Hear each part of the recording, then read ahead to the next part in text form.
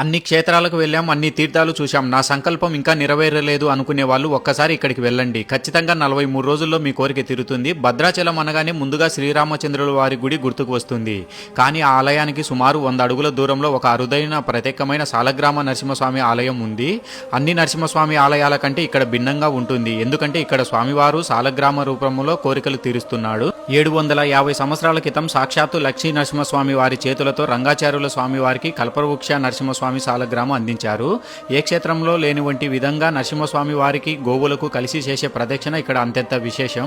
18 సంవత్సరాలుగా సంతానంలో సమస్యలు ఉన్న వాళ్ళు స్వామివారి సన్నిధిలో నిద్ర చేసి స్వామికి సంబంధించినటువంటి గరుడ ప్రసాదం తీసుకువెళ్లి సంతానం కలిగించుకున్నారు. ప్రతి పౌర్ణమి రోజు, ప్రతి అమావాస్య రోజున స్వామివారికి జరిగేటువంటి హోమంతో పాటు గరుడ ప్రసాదం సంతానంలో ఇబ్బంది ఉన్న వాళ్ళకి ఇస్తారు. స్వామివారి సన్నిధిలో ముడుపు కట్టి విద్య, ఉద్యోగం, వ్యాపారంలో, సంతానంలో, విదేశాలలో విజయం పొందారు. నాకు అనిపించింది, నేను కోరుకున్న కోరిక తీరుతుందంటే ఎన్ని కిలోమీటర్లైనా ప్రయాణం చేస్తాను. సాలగ్రామ నరసింహస్వామిని దర్శించుకునే భాగ్యం ఈ రోజు నాకు కలిగింది.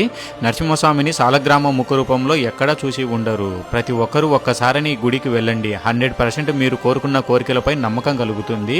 ప్రతి భక్తుడి కోరికను తీర్చే కల్పవృక్షం లాంటి శక్తివంతమైన దేవుడిగా ప్రసిద్ధి చెందారు. ప్రతి ఒక్కరూ భద్రాచలం వెళ్ళినప్పుడు ఖచ్చితంగా ఈ గుడికైతే వెళ్ళి మీ కోరికలు తీర్చుకోండి. అదేవిధంగా స్వామికి ఇక్కడ ప్రతి పౌర్ణమి, అమావాస్య తిథులలో ఇక్కడ జరిగేటువంటి వైనతేయ హోమం అంటే సంతాన ప్రాప్తికి వైనతేయ హోమాన్ని, గరుడ హోమాన్ని నిర్వహించి ఇక్కడ ప్రసాదం ఇవ్వడం జరుగుతుంది.